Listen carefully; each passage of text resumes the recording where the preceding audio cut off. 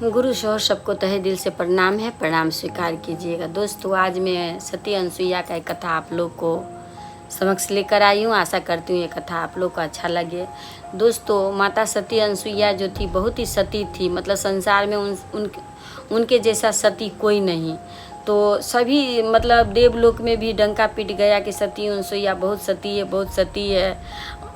मतलब उनका सत को कोई जो है सो मतलब खराब नहीं कर सकते हैं।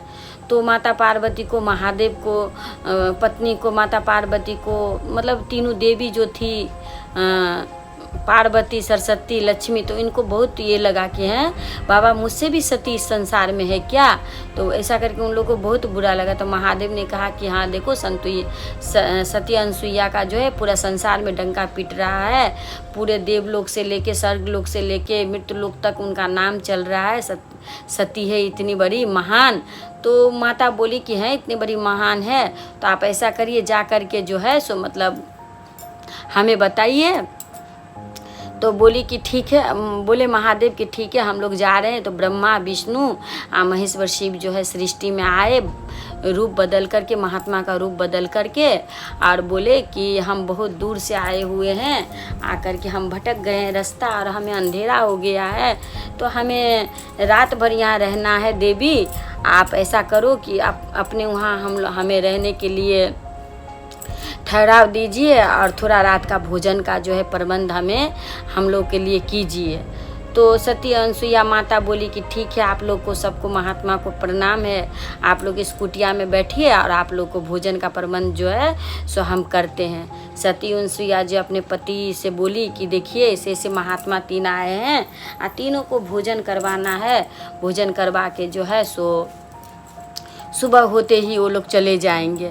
तो उनके पति बोले कि ठीक है तुम भोजन बनाओ, भोजन का प्रबंध करो, हम सब कुछ लेकर के आते हैं। उनके पति जो है सब कुछ लेकर के आए और आकर के जो है सो सती अनसुईया जो है सो माँ भोजन बनाई। बना करके उन लोग को बोले खा लीजिए, भोजन कर लीजिए महात्मा। तो कहने लगे कि नहीं, हमें इस तरह से भोजन नहीं करना है, हमें आप बहुत बड़े सती हैं तो हमारा एक बात का पालन करिए कि हमें मतलब निवस्त्र होके हमें भोजन कराइए। तो माँ बोली कि बाबा निवस्त्र होके कैसे भोजन कराए, तो ये तो सती की लज्जा की बात है। तो माता ने अपने पति के पास गई और पति को बोली कि देखिए ऐसे ऐसे महात्मा जी कह रहे हैं कि हमें भोजन करना है, लेकिन निवस्त्र में करवाओ भोजन। एक ऐसा हट एक महात्मा का हो सकता है कि बिना वस्त्र में मतलब एक सती भोजन करवाए। तो बोले उनके पति कि आप तो बहुत ही सती है, आपको तो बहुत पावर है, तो ऐसा करिए। तो सती माँ जो है सो उनको समझ में आ गया कि ठीक है भाई, अगर आपका ऐसा ही विनती है। तो माँ क्या करी, सती अनसुईया तीनों ब्रह्मा, विष्णु, महेश्वर को क्या किए कि बालक बना दिए 1-1 महीना का, और बालक बनाकर छोटा बना करके, और उसके बाद जो है उन लोग को भोजन पर ये किया। बालक बनाकर उन तीनों को रख लिए। इधर में माता पार्वती, सरस्वती, लक्ष्मी परेशान होने लगी कि भाई मेरे पति गए तो गए, क्योंकि माँ को पता चल गया कि ये सब किसका करा धरा है, क्यों किसने। अब देखिए एक छोटा सा नन्हा बालक के सामने में आप नग्न रहे, चाहे जैसे रहे, उनको क्या पता कि उनकी माँ कैसी है नहीं है ना। तो भगवान को तो उन्होंने बालक बना लिया था, एक पुत्र के समान तीनों को बना करके पालने में, खिलाने लगी, पिलाने लगी अपना दूध।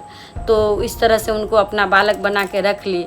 तो माँ लोग भी सरस्वती माँ, लक्ष्मी माँ सब परेशान हो गई कि बाप रे बाप, हमारे प्रभु लोग जो गए तो गए ही, अभी तक आए नहीं हैं। तो वो लोग भी सृष्टि में आई और आकर के जो है सती माँ का जो है सो पाँव पकड़ी कि हम लोग को माफ़ कर दीजिए। हम लोग को आपको सत्ता पर बहुत ही मतलब ये था कि नहीं आप गलत हो, हम लोगों से मतलब बड़ा सती संसार में कोई नहीं है। हमने आपका सत्ता पर जो है सो मतलब अनविश्वास किए, इसीलिए हम लोग अपना पति को जो है सो आपके पास भेजे थे। हम ही लोग का कहे अनुसार हमारा पति ने आपसे ऐसा वचन रखी, जिसका पालन आपने किया है माँ, हम लोग को क्षमा कर दीजिए। फिर माता ने जो है सो अमृत जल दे करके जो है फिर उन लोगों को अपना रूप में लाद लिए और ला करके जो है फिर माता ने जो अपना जो वचन दिया था वो वचन का पालन किए। तो देखिए सत्य पे रहने वाले इंसान को चाहे कोई भी व्यक्ति हो उनको कोई कभी कुछ बिगाड़ नहीं सकता है, चाहे वो किस तरह से उनका मतलब कोई परीक्षा ले, हर परीक्षा में आप सक्षम होंगे। तो सच के राह पे हम लोग को हमेशा चलना चाहिए। सत्य है तो दुनिया है, सत्य है तो सब कुछ है, सत्य नहीं तो कुछ भी नहीं। देखिए दोस्तों, सच हम कभी भगवान को देखे नहीं लेकिन भगवान को महसूस करते हैं। हवा को कभी किसी ने देखा नहीं लेकिन हवा को तो हम लोग महसूस ही करते हैं ना कि हवा है। तो इसी तरह से सत्य है, सत्य पे चलने वाले को कभी हार नहीं मिलता है।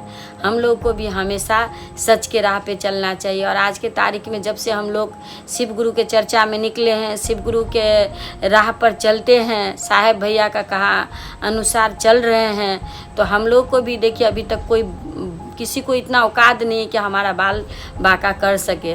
तो हम लोग को भी इसी अनुसार चलते रहना है। हमेशा लोगों हमारा कहा बात को उन लोग को अच्छा लगे ना लगे वो उन लोगों पर निर्भर करता है, लेकिन सच्चाई के राह पर में चल के हम लोग को बताते रहना है, चलते रहना है। हमें हमारा कर्म करते रहना है, अंधकार से प्रकाश की ओर सबको लेके हमें चलना है। तो इस तरह का काम आप लोग को भी करते रहना चाहिए, हम भी कर रहे हैं। आशा करते हैं ये कथा आप लोग को अच्छा लगा हो। अगर अच्छा लगे तो आप लोग ज़रूर हमें कमेंट बॉक्स में लिखकर बताएं और हमारा चैनल को लाइक सब्सक्राइब ज़रूर करें।